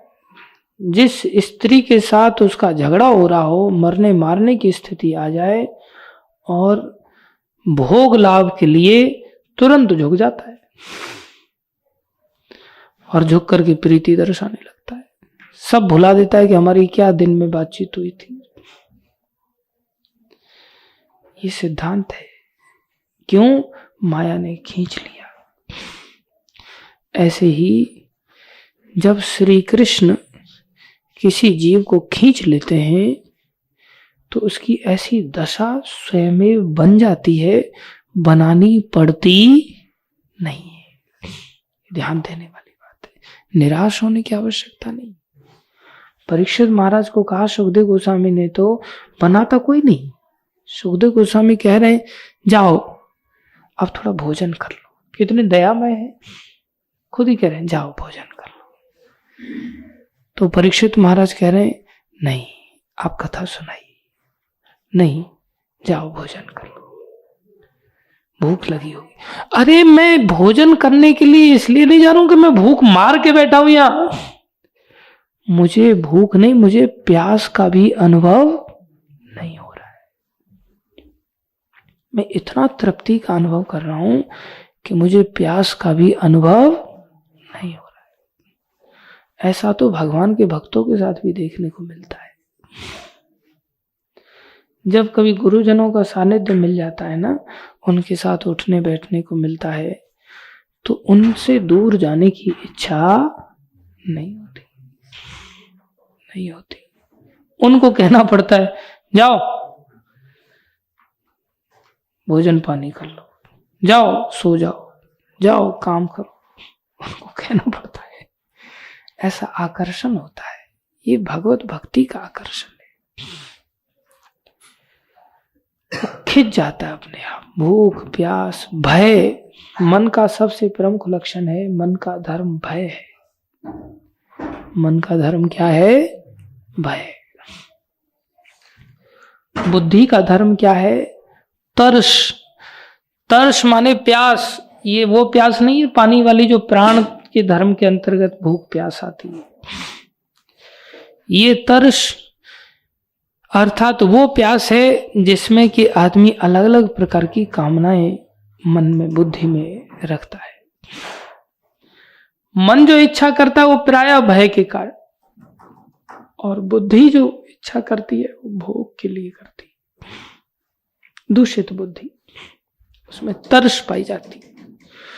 विशेष रूप से धन की इच्छा होती है, अनुयायियों की इच्छा होती है, और पत्नी की इच्छा होती है। इसके लिए आदमी दिमाग लगाता है।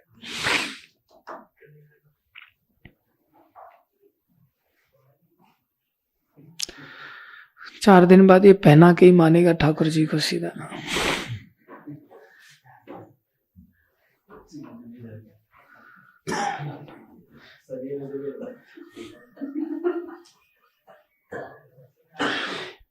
ऐसी दशा ध्यान देने वाली बात है।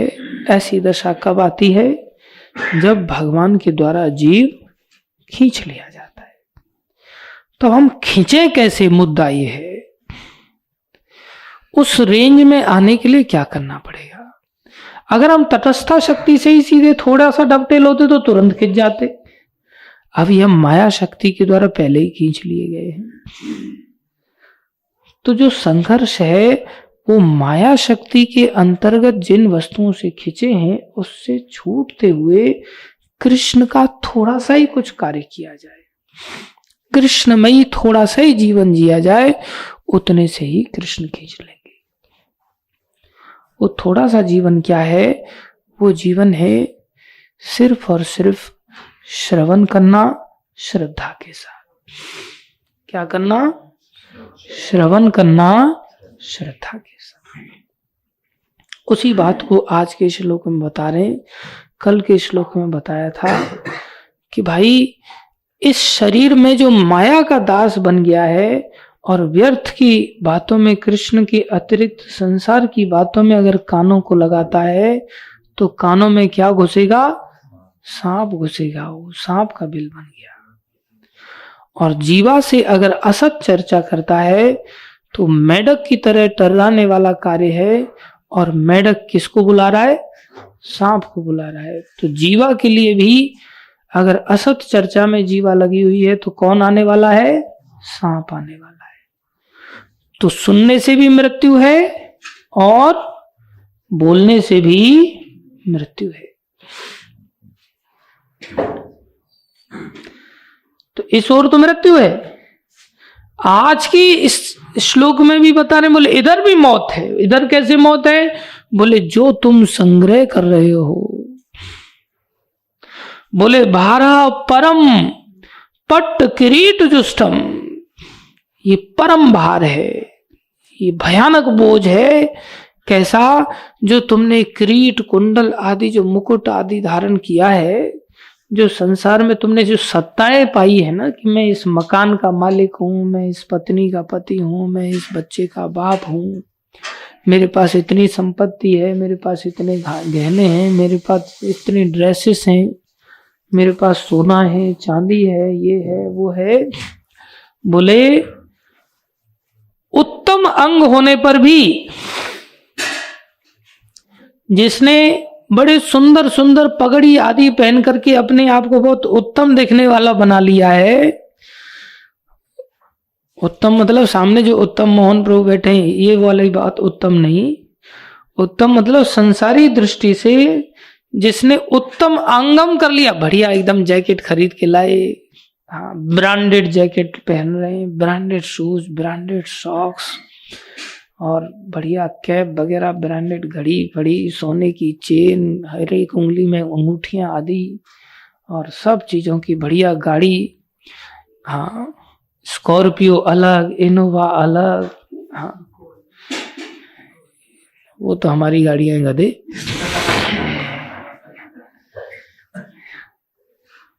ईसुजू अलग, दूसरी गाड़ियों की बात करनी होती है तो भगवान की गाड़ियां हैं, भगवान की सेवा में लगती।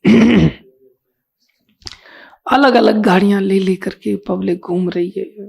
फैक्ट्री अलग, लोहे की नहीं तो प्लास्टिक की फैक्ट्री अलग, लोहे की अलग, सब चीजों का इतना बड़ा, देश में भी नहीं विदेश में। बेटा मैं यहाँ इकट्ठा कर रहा हूं तो कनाडा जाकर के इकट्ठा करना।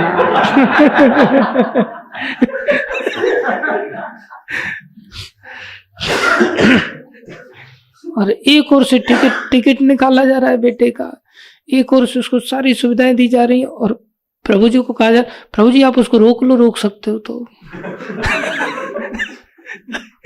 आप उसको रोको, मैं धक्का मार रहा हूं उसमें, तो बेटा प्रभु जी की बातों में नहीं आना, तो जा कनाडा जा, तू कुछ करके दिखा, समाज में कुछ कर। तो बोले भारह परम पट्ट किरीट जुष्टम अपि उत्तमांगम, उत्तम अंग, बड़ा समाज में बोलबाला हो गया, बड़े ये बड़े महान है, बड़े धनाढ्य परिवार के लोग, इनका तो पूरे, हाँ आरा में ही नहीं परा में भी चलता, आर पार सब जगह पे इनकी सत्ता चलती है। यहां से देखो सब जगह पे सब जी हजूरी करते, सम्मान करते। लेकिन न नमेत मुकुंदम, अगर वो भगवान के श्री चरणों के सामने नमेत, नतमस्तक नहीं होते, झुकते नहीं, बस इतना सा काम करना है। क्या करना है? झुकना। झुकना ही श्रद्धा है। झुकना ही क्या है? श्रद्धा है। झुकने का मतलब नहीं है नहीं प्रभु जी आप नहीं समझते, उल्टा ही समझा रहे हैं। ऐंठ है एक मन में, एक अहंकार की ऐंठ है। बोले भैया ये किसकी दशा है? बोले वो मुर्दा बन गया। अकड़ तो मुर्दे के अंदर होती है, जो जिंदा होता है उसमें अकड़ नहीं होती। शावऊ करऊ न कुरते सपर्याम, बोले उसके कर, उसके हाथ चाहे लसत कांचन कंकनऊ, सुंदर, एक होता है सोने के कंगन, एक होता है चमकते हुए सोने के कंगन, बिल्कुल ऐसा बढ़िया 24 कैरेट घिस घिसा करके ऐसा तैयार किया गया कंगन कि शेड फीका नहीं पड़ा उसका, चमक रहा है। ऐसे हाथों से युक्त अगर किसी का शरीर है, उत्तम अंग नजर आ रहा है, बोले फिर भी वो मुर्दा है, शाब मौत है। बोले कैसे मुर्दा कहेंगे उसको? बोले वो भार के कारण डूब जाएगा, संसार में डूब के मरेगा। इसलिए जितना भी जमीन जायदाद, फैक्ट्री, गाड़ी, घोड़ा, संतान, पत्नी, धन दौलत, मान प्रतिष्ठा, सबका त्याग करके श्रद्धा के साथ भगवान का श्रवण करना चाहिए। प्रभुपाद जी यहाँ लिख रहे हैं कि जो भगवान की सपर्याम अर्थात सेवा में नहीं लगता। प्रभुपाद जी तात्पर्य में लिख रहे हैं, बहुत बड़ी बात, जैसा कि इससे पूर्व उल्लेख हो चुका, श्रवण विधि से मंदिर में श्री भगवान के अस्तित्व की यह अनुभूति संभव होती है। अब हम भगवान के सामने क्यों नहीं झुकते? भगवान को पत्थर का मानते, भगवान के मंदिर में सेवा नहीं करते, क्योंकि अनुभूति नहीं। और अगर भगवान की अनुभूति होने लगी तो अपने आप ही झुकेंगे, कहना नहीं पड़ेगा। ये अनुभूति कैसे होगी? केवल श्रवण से होगी। कैसे होगी? केवल श्रवण से। श्रवण करना पड़ेगा, बस श्रद्धा के साथ सुनो, बस इतना भी नहीं कर सकते क्या? ये स्वतंत्रता का सूचक है। हमें जो तटस्था शक्ति होने के कारण जो स्वतंत्रता दी गई है, इस स्वतंत्रता को अगर हम सदुपयोग करना चाहते हैं तो आपको पहाड़ तोड़ने की जरूरत नहीं है। स्वतंत्रता कोई कितना भी गिरा हुआ नहीं है, आज भी गिरी हुई क्रियाओं में लगा हुआ है। अपि चेत सुदुराचारो, दुराचार अभी भूतकाल का नहीं सिद्ध हो रहा है, यहां वर्तमान में दुराचार में लगा हुआ है। इसलिए कभी किसी के दुराचार से भी घृणा नहीं करनी चाहिए कि ये ऐसा होकर कि ये भक्त कहाँ है। नहीं, अगर वो श्रवण में लगाए ना तो निकल आएगा, अनुभूति अवश्य होगी उसको। किसी भी दुराचार से कभी घृणा नहीं करनी चाहिए, कोई भी है, लेकिन मिथ्याचार वाला दुराचार ना हो, विवशता वाला दुराचार स्वीकार्य है, लेकिन श्रवण विधि के साथ अन्यथा दंड भोगना पड़ेगा, उसको कभी नहीं निकल पाएगा।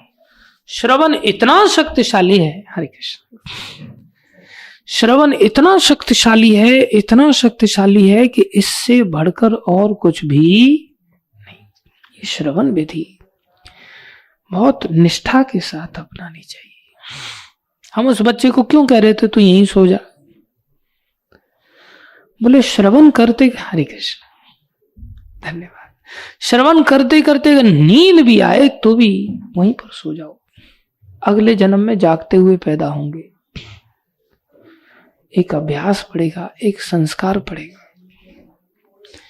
इसलिए श्रवण का कभी त्याग नहीं करना चाहिए। अगर शीघ्र अगर चाहते तो नित्य श्रवण करना चाहिए, उसी से मंगल होगा।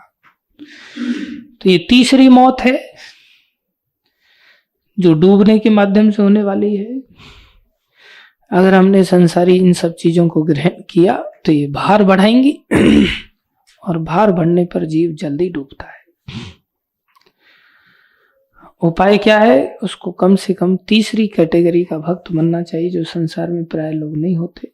तीसरी कैटेगरी का, तृतीय कोटि का भक्त बनने के लिए उसको इतना करना चाहिए कि इतना उसको नतमस्तक होके भगवान के चरणों में प्रणाम अर्पण करना चाहिए और भगवान की पूजा अर्थात सेवा करनी चाहिए। दो काम करने चाहिए, सेवा और प्रणाम। और ये भी नहीं कर सकता तो उसको श्रद्धा के साथ सुनना चाहिए, बस। धन्यवाद सभी भक्तों का धैर्य पूर्वक श्रवण करने के लिए। भागवत महापुराण की जय, जगत गुरु श्री प्रभुपाद की जय, श्री गुरु महाराज की जय, अनंत कोटि वैष्णव वृंद की जय, आप सब भक्तों की जय। किसी को कुछ बुरा लगा हो तो माफ करना भाई।